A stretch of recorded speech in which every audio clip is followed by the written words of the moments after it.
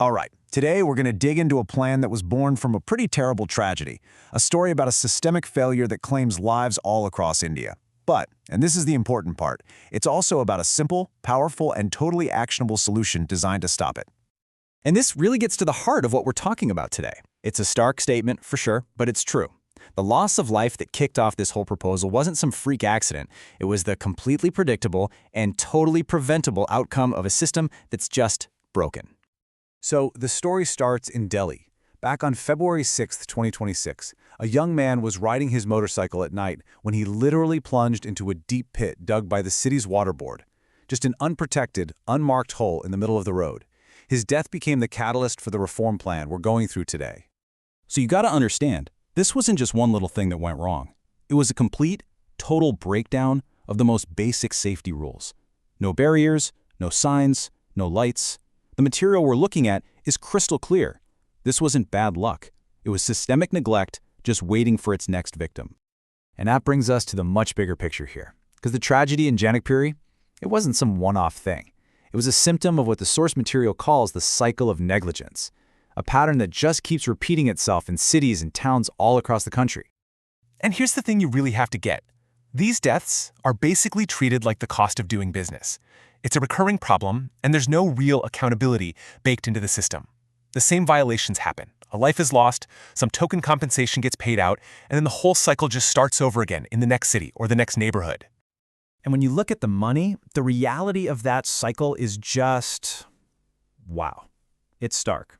The compensation, which is usually around $1,000 US, is so ridiculously low that it creates zero financial pressure on a city to change how it does things.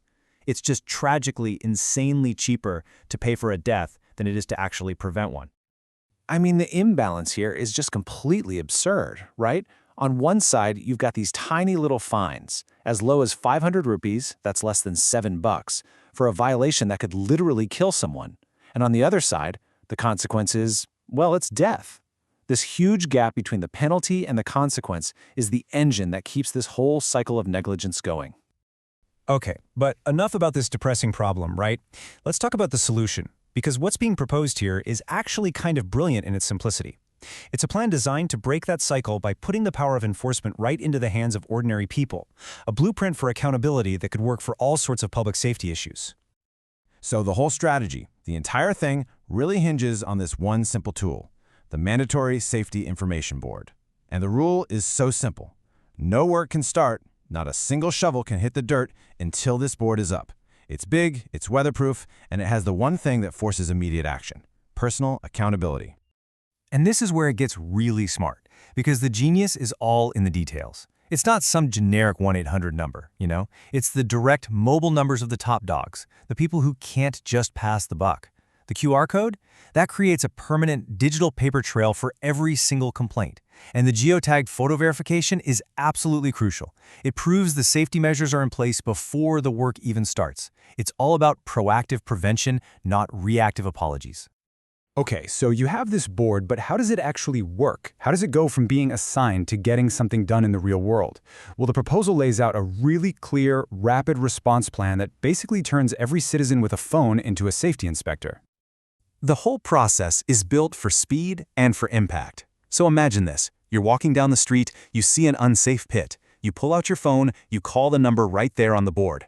Within 30 minutes, you get an SMS confirming your complaint is logged. Within 2 hours, an officer has to be on site. And if they find a problem, bam, work stops right then and there. It's direct, it's fast, and it's decisive. It's a system designed to just cut right through all the red tape. Now, to make sure people actually do this, the plan introduces penalties that have some serious teeth. Those old 500 rupee fines? Gone, forget them.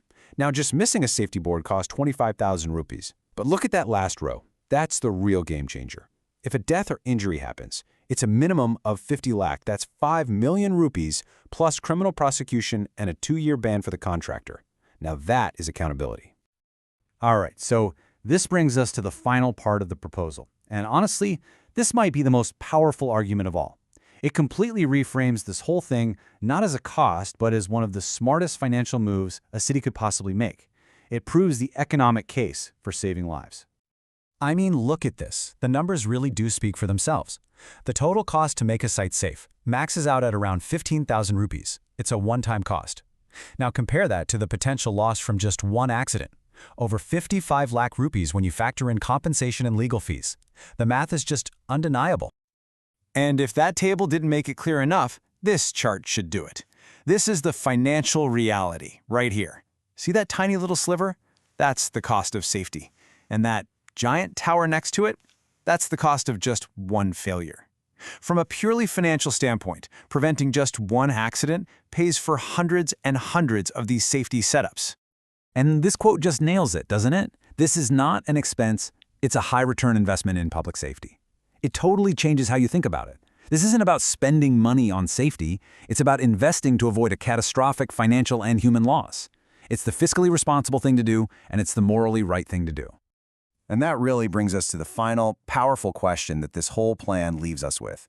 Given the tiny costs of prevention and the absolutely immense cost of failure, the logic is, it's inescapable.